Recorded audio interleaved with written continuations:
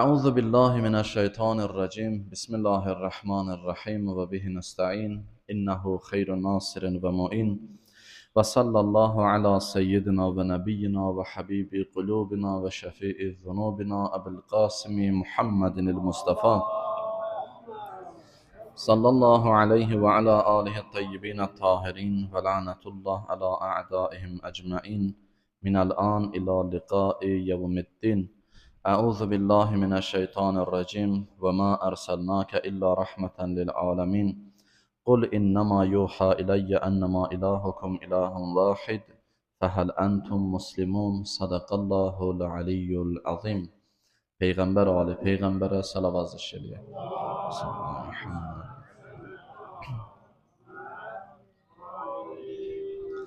Bəli əzizlər, bu günlər Mövlud günləridir. Həzrəti Peyğəmbər Salavatullahın mübarək doğum günü, Mövlud günləridir. Bu həftəni İslam alimləri yekdil olaraq bir nəticəyə gəlib, bu həftəni Vəhdət həftəsi elan ediblər. Yəni, Həzrəti Peyğəmbər Salavatullahın mübarək doğum günü ilə bağlı iki qrup rəvayətlər var. Əhl-i sünnə qardaşlarımız qeyd edir ki, Rəbiul əvvəl ayının, yəni bu ayın, Səfər ayından sonra gələn ayın, Rəbiul əvvəl ayının 12-sində Həzrəti Peyğəmbər Salavatullah dünyaya göz açıb. Amma Şiə tarixi rivayətləri qeyd edir ki, Rəbiul əvvəl ayının 17-sində Həzrət dünyaya göz açıb. Bunların arasında 5 gün məsafə var. Və 12-si deyənlər qeyd edirlər ki, həftənin birinci günü idi Həzrət dünyaya göz açdı. İldə tərəddüd yoxdur, fərqlilik yoxdur. 570-ci ildə miladi təqvimi ilə Həzrəti Peyğəmbər Salavatullah Rəbiul əvvəl ayının 12-sində deyilir, dünyaya göz açıb, həftənin birinci günü səhər çağı.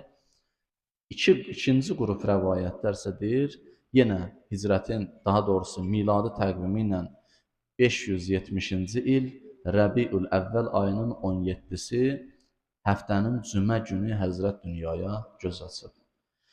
Bu iki qrup rəvayət görürsən 5 gün fərq edir biri digərindən. Amma alimlər, İslam alimləri belədir.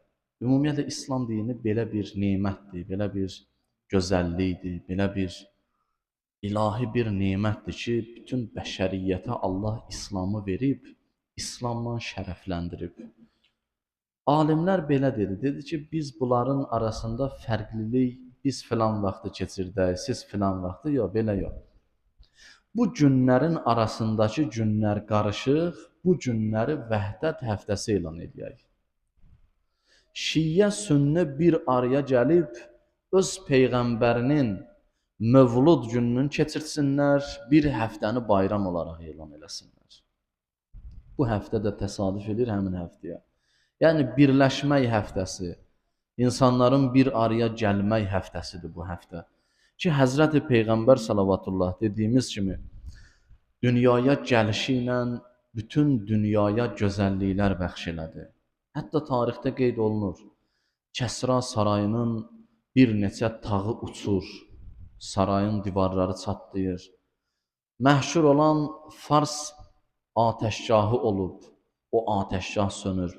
Çünki atəşpərəstlər gedib orada ziyarət eləyərdilər, oda sitayiş eləyərdilər. Həzrət dünyaya gəldiyi gecə həmin o atəş sönür. Və bir neçə əlamətdar hadisə baş verir. Onlardan da biri bu idi. Kəbə evində olan 360 dənə bütün hər biri üzü üstə yerə yıxılır, üzü üstə aşır. Nədir? Bu gündə Peyğəmbər Salavatullah dünyaya gələcək.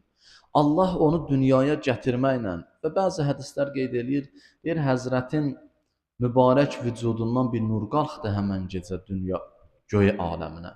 O bütün dünyaya yayıldı. Bunun anlamını da belə izah edirlər ki, Həzrəti Peyğəmbər Salavatullahın mənəvi nurundan bütün dünya və bütün zamanlarda istifadə edəcək. Həzrəti Peyğəmbər Salavatullahın barəsində o qədər hədislər var. Hətta buyurulur, Həzrət dünyaya gələndə bu zikri dedi. Dedi Allahu Ekber velhamdülillahi kəthira. Həmd aləmlərin Rəbbi olan Allaha məxsusdur. Həmd olsun Allaha çoxluca. Subhanallahi bukratan və əsila. Səhər axşam, gecə gündüz o Allah paçdır, eyiblərdən, nöqsanlardan uzaqdır və ona şükürlər olsun. Peyğəmbər salavatullah dünyaya gələndə bu zikri dedi. Bəzən qeyd edirlər, deyirlər, necə ola bilər bir uşaq dünyaya gələndə bu zikri necə deyə bilər? Hətta qeyri-müsəlman, amma Allaha inananlar da bu şübhəni ortaya atırlar. Həzrəti Peyğəmbərin peyğəmbərliyin şübhə altına almaq üçün. Amma həmin adamların öz kitablarında, necə ki, İslamdan əvvəl dinlər var idi, Tövratda onların kitabları idi, İncil onların kitabları idi. Həzrəti İsa'nın dünyaya gəlişi barədə, Həzrəti Musa'nın dünyaya gəlişi barədə, onlar dünyaya gələndə hansı möcüzələr baş verdi? Həzrəti İsa dünyaya gələndə xanım Məryəm işarə elədi ona, o başladı danışmağa. Təzə bir neçə gün dünyaya gəlmiş uşaq dedi, mən Allahın peyğəmbəriyəm, Allah mənə din verib, kitab verib, Allah məni öz peyğəmbəri inni Abdullah ataniyəl kitab və cealəni nəbiyyə və cealəni mübarəkən eynəma kunt və əvsani bis salati və zəkat mə dumtu hayya. Buyurur ki, mən Allahın quluyam, mən Allahın peyğəmbəriyəm, o mənə kitab verib, o mənə hikmət verib və məni mübarək, bərəkətli qərar verib və o mənə vəsiyyət eləyib, namaz qıl, zəkat ver, valideynlərimə yaxşılıq elə, filan elə. Bu, Məryəm surəsində Həzrəti İsa aleyhissalamın dilindən bu qeyd olunur. Və Həzrəti İsa aleyhissalamın danışdığı kimi Həzrəti Peyğəmbər salavatullah da bu zikri deyə bilər. Burada heç bir şübhə yoxdur, heç bir qəbahət yoxdur. Biz bəzən öz uşaqlığımızı, özümüzü peyğəmbərlər kimi görürük. İstəyirik ki, onlar da elə bizim kimi olsun.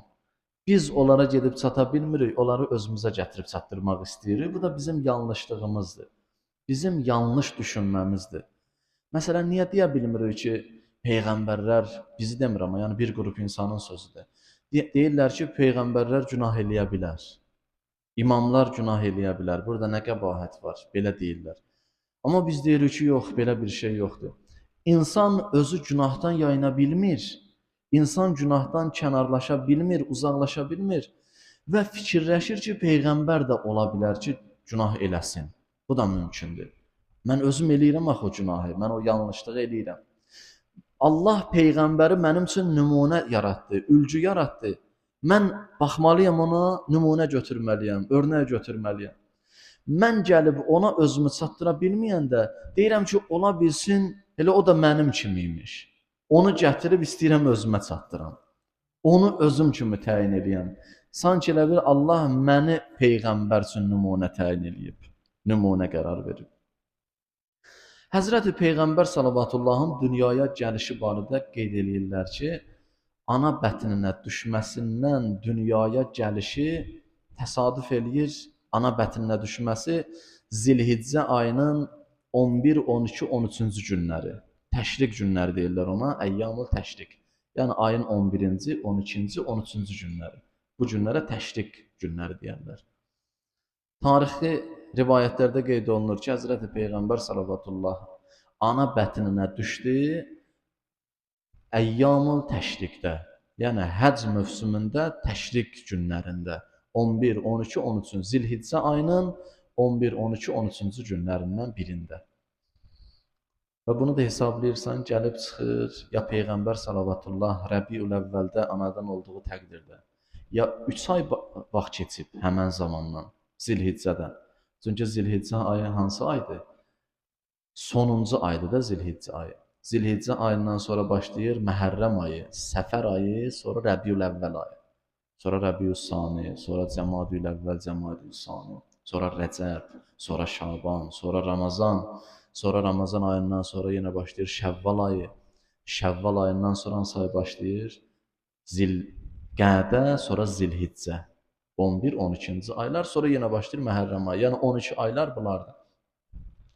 Hə, indi Zilhiccə ayında Həzrət anasının bətninə düşübsə, bu da təsadüf eləyir, ya 1 il 3 ay olmalıdır, ya da sadəcə 3 aydan sonra dünyaya gəlməlidir. Amma bir maraqlı bir həqiqət var ki, tarixdə də qeyd olunur. Həzrəti Peyğəmbər sallallahu dönəmində, dünyaya gəldiyi dönəmdə və həmin illərdə ərəblər arasında 2 cür həcc ayı var idi. 2 cür. Bir Zilhiccədə, indiki həcc ayı bildiyimiz ayda, ikinci həcc ayınsa təyin eləmişdilər Rəcəb ayında. Rəcəb ayında. Rəcəb ayında təyin olunubsa, deməli orada həcc ayı qeyd olunursa tarixdə, tarixi rivayətlərdə, burada əslində bir qüsur yoxdur. Rəcəb ayından sonra 8 ay bir neçə gündən sonra Həzrəti Peyğəmbər sallallahu əleyhi və səlləm dünyaya göz açmış sayılır.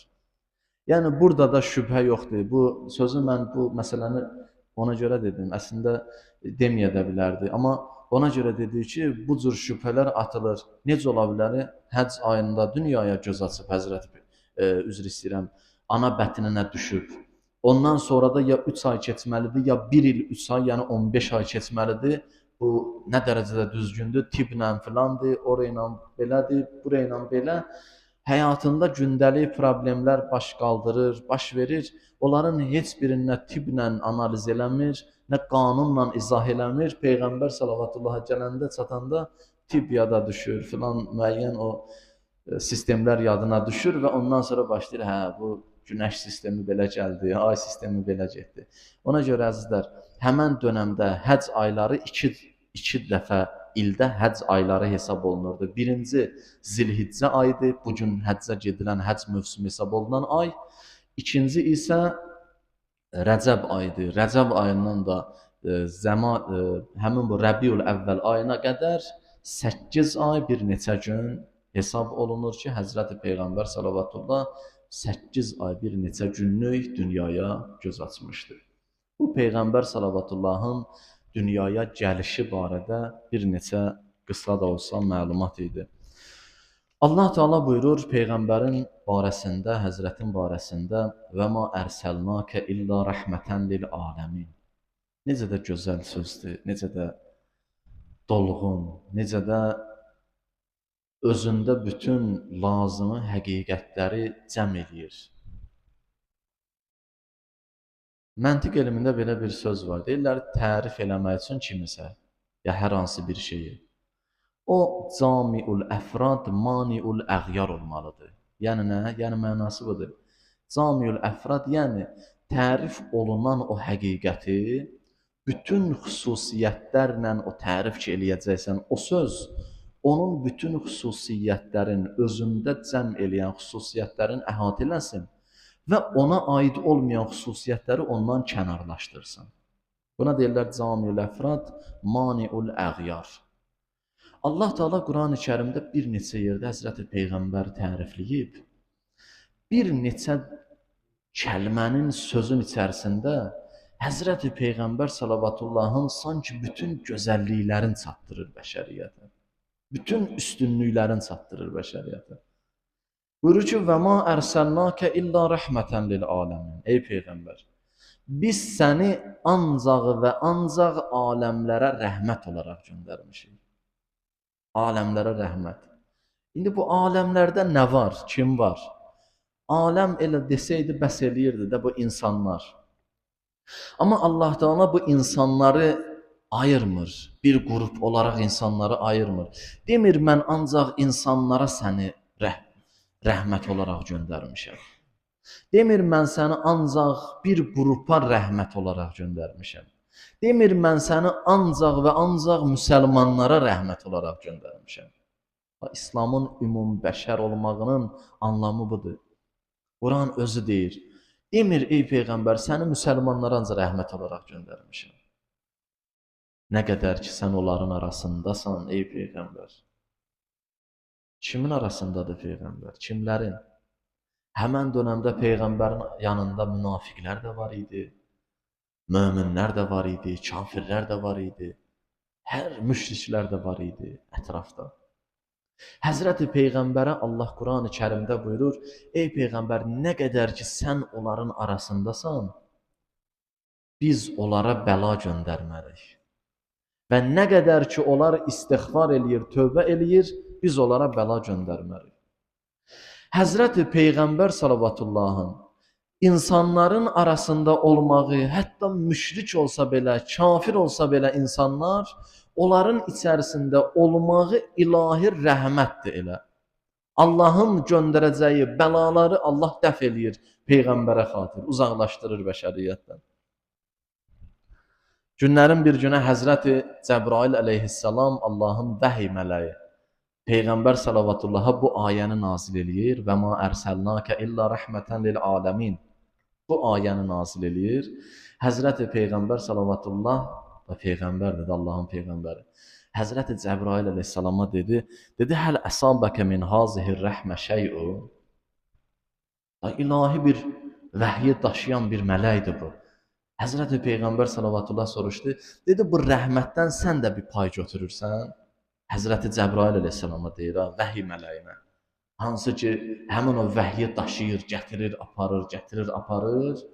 Deyir, sənə də bir şey çatır bu rəhmətdən, ey Allahın mələyi. Deyir, qalə nəam. Həzrəti Cəbrail əleyhissalam buyurdu, bəli, mən də bu rəhmətdən pay götürürəm. Peyğəmbər Peyğəmbərliyə seçilib, Allah öz mələyi vasitəsilə vəhiy göndərir. O vəhiy göndərdiyi o mələyin özünə də o Peyğəmbərə rəhmət olaraq göndərilməsindən bir rəhmət nəsib olur. İndi görün, bu Peyğəmbər nə boyda əzəmətdədir. Nəam inni kuntu əxşa aqibətəl əmr fə aməntu bik. Deyir, Həzrəti Cəbrail əleyhissalam buyurdu, deyir, bəli, mən aqibətimdən çox pərişan idim.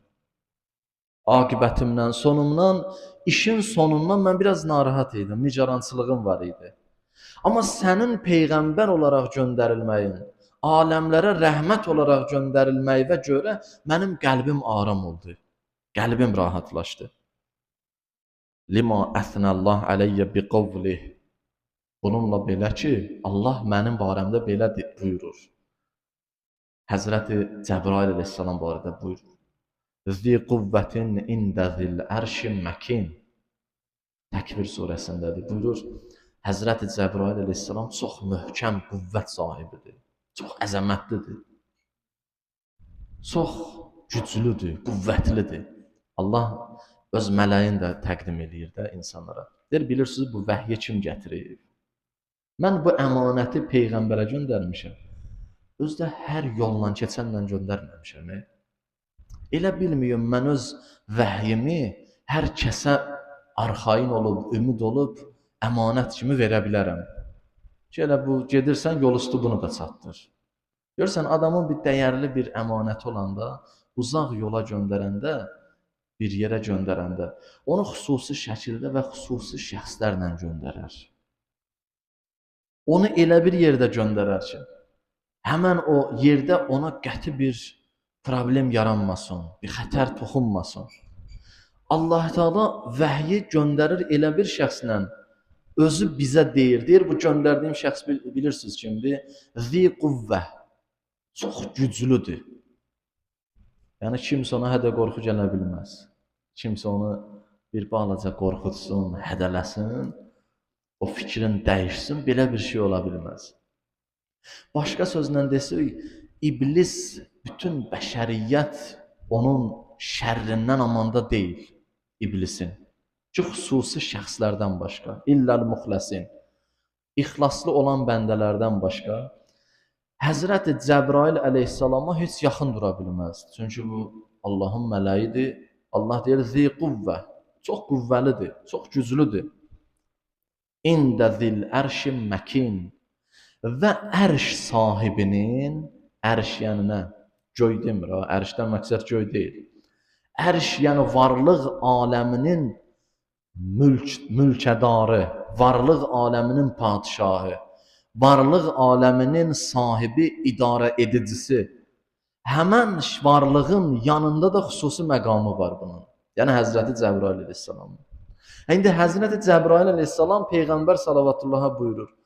Buyurur ki, sən peyğəmbərliyə gələndə, sən aləmlər üçün rəhmət olaraq seçiləndə, mənə də o rəhmətdən bir pay düşdü.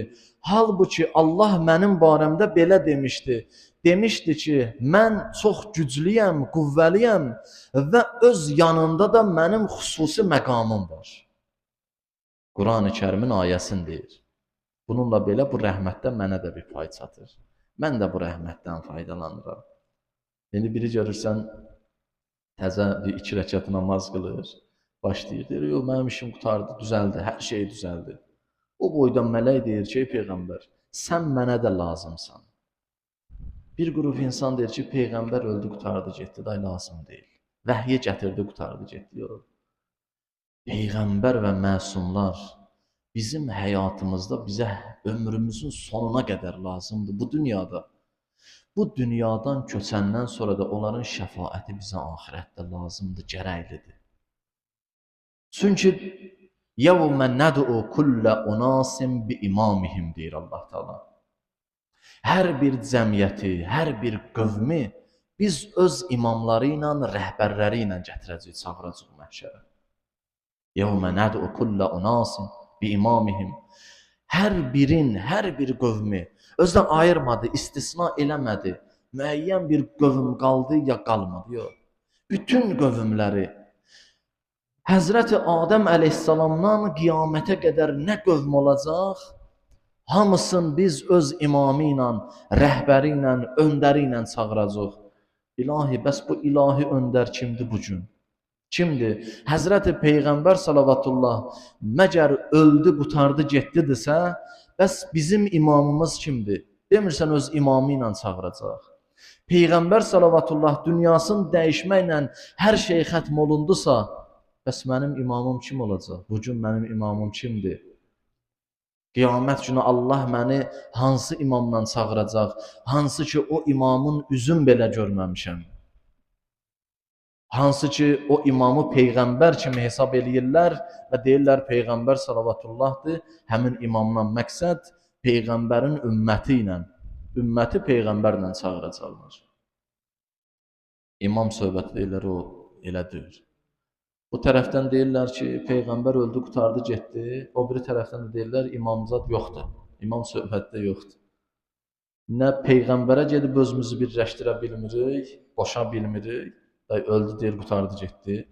Bu tərəfdən də ümidimiz imama gəlir, deyirlər, imam söhbəti də yoxdur. Qalmışıq girinci giriftar ki, neyniyək? Amma ya əzizlər, ikisi də yanlış fikirdir. Nə Peyğəmbər öldü, qutardı deyil. Nə də ki, imamət yoxdur söhbəti deyil. Elə hamısı var. Peyğəmbər salavatullah və göndərdiyi, təyin elədiyi imamlarla birlikdə öz qövmü, hər imamın öz qövmü, onlarla birlikdə gələcək məhşərə. Bugün sənin imamın kimdir? 12-ci İmam Əccəlallahu Fərəcəhüş Şərif, Allah zuhurun təcil eləsin inşallah. Həzrəti İmam Zaman ağa Əccəlallahu Fərəcəhüş Şəriflə qiyamət günü bizlər dəvət olunacaq. Ona görə Allah buyurur, yevmə nəd'u kullə unasin bi imamihim. Hər bir qövmü biz öz imamı ilə məhşərə çağıracaq. Hər bir qövmü öz imamı ilə çağıracaq, onlar gələcəklər məhşərə. Kimin əməli nədir? O imama uyğun, o imamın imamətinə və o imamına nə dərəcədə itaət eləməyinə uyğun onun barəsində hökm veriləcək. Allah təbarək və teala Peyğəmbəri aləmlər üçün rəhmət olaraq göndərdi. Nəinki insanlar, hətta Cəbrail əleyhissalam belə deyir ki, sən mənim üçün də rəhmətsən. Günlərin bir günü Peyğəmbər salavatullah gəldi, gördü bir dəvənin gözündən yaş axır. Gözünün suyu axır. Gəldi, yaxınlaşdı dəvəyə, əlin çəkdi dəvənin başına.